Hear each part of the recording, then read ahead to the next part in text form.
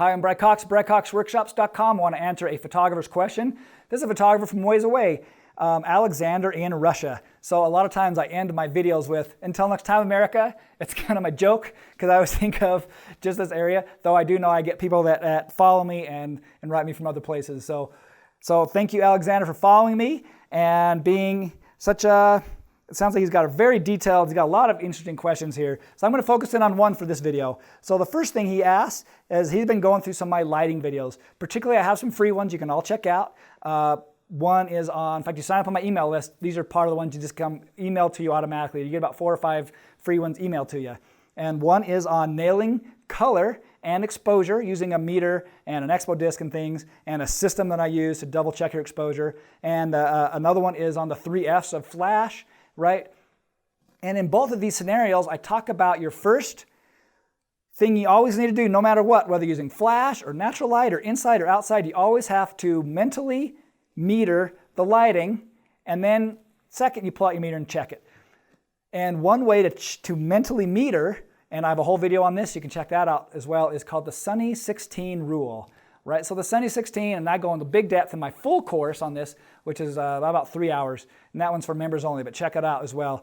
But here's the Sunny 16 rule, is we have 3 settings on our camera. Really, we set manually. We're 4, but 3 for exposure. The 4th is white balance, right? So we got to know these 4, but really for exposure, it's these 3, which is f-stop, shutter, ISO. Those 3 things, we need to be able to set those 3 things custom and be able to do it manually and know what each 3 thing does. And then we also need to set custom white balance as well. And if we can do those 4 things, we can run any camera, really. It's just a matter of taking 5 or 10 minutes, looking through, where do I change these things? I need a little teeny tiny camera. Whatever it is, if you can nail those 4 things, you're in control of your photograph. So on the Sunny 16, if I'm just looking outside, and before I even pull my meter out, I want to say it is what? What's the exposure? I got these 3 numbers, and they have to work together somehow to make that exposure. In the Sunny 16 rule, I go into it. But let's just pick one exposure. I'm in direct sun, and that's f16. That's why it's called Sunny 16. So I'm in direct sun, it's f16. What are the other 2 numbers? And the trick is you make them the same. So you pick a number, 200, 800, whatever. Let's say we pick 200. That means I'm going to use a shutter speed of 200 and ISO of 200. So there's the background to Alexandr's question, and he asks, as there are many EVs possible, meaning EVs as a term meaning exposures, right? Every combination of these 3 is an EV from dark to light. And we've got all sorts of combinations. Because there's a lot of EVs possible with these various combinations, what ISO and shutter are you referencing when you say, I guess, f16? You might say 200, but it could also be 800. And so then he says, clarify, I don't understand. Like, would you prioritize? Is artistic? Is one better than the other? And what does that mean? So here's the thing is, it doesn't matter. One, yes, it is artistic. We'll get to that at the end of this video. But the biggest thing is to remember that as long as these 2 are the same, my exposure is right on the money. And that's my starting position. I can always change it. If I change one, I have to change the other. Because all of these 3 things are ways of adding light or taking away light. And exposure, a perfect exposure, is the right amount of light. Right? So f-stop is the change in how big the hole is that's letting light in. And it's written in a fraction. So it means f22 is a smaller fraction of that hole, where maybe f4 is a 1/4 of the lens hole. So it's right. So you let a lot of light in versus a tiny amount of light in. Next would be shutter speed. Shutter speed is how long is that hole open? How long can light get in? Is it a split second, like tiny? Is it a full second? Could it be 15 seconds even? Right? It can be. There's a whole line, and it's all written in fractions. So it's either 1 is 1 second.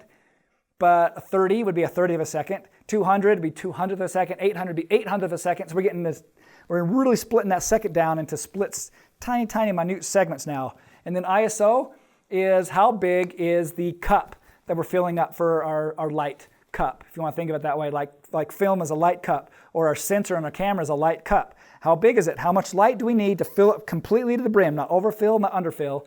That's our light cup. And it's some daylight film. If you want to think of film in the film days, like 200. If you bought a roll of 200 film, that meant it was a pretty big light cup. It was made for use outside or with strobes, right, where you can mimic sun inside. But if I was, say, shooting a concert, or maybe I'm shooting in a jazz club or something, I might want some night film, which is a very, very small cup. means I don't need a lot of light to fill that up, right? And that would be, it's all written in fractions again, so that might be 800 film, right? So using those three numbers, and Alexandr asks, which is better, 200 or 800? And there's the truth is they're the same exposure, because if I go, let's say I pick 200, I'm at 200th of a second and I'm at ISO 200. That means I got a daylight cup of film and I'm at 200th of a second. If I go to 800, I am now splitting that second in half and half, right?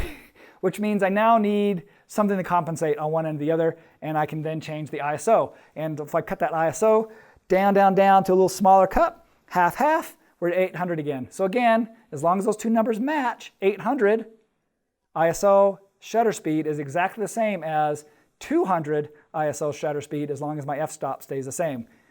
That's why the Sunny 16 rule is a great way to just walk outside and look at the sky and go, it's an f5.6 kind of day. I can tell because of X, and I figure this out. And pull your meter out and check it. So a great habit, if you're not used to using a meter, this goes for all photographers, when you first buy a meter, just start carrying it around. Carry it around for like an entire month and just start checking things. You're eating at a restaurant. What would this restaurant be if I was photographing a wedding in this restaurant? Pop.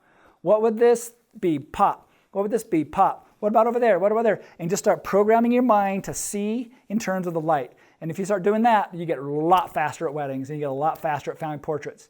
And then the next step to that is when you really start nailing your ambient, is then we jump into adding some additional flash so that we can control the direction of light and sculpt people. And some of that then, I think the basics of that we cover in the 3Fs video on my website. And of course, we get really in the depth, and the full course is about 3 hours long. All right, you guys, check out all those other things online at my website, my whole training website, which is my name, BryCoxWORKSHOPS.com. All right, you guys, until next time, America.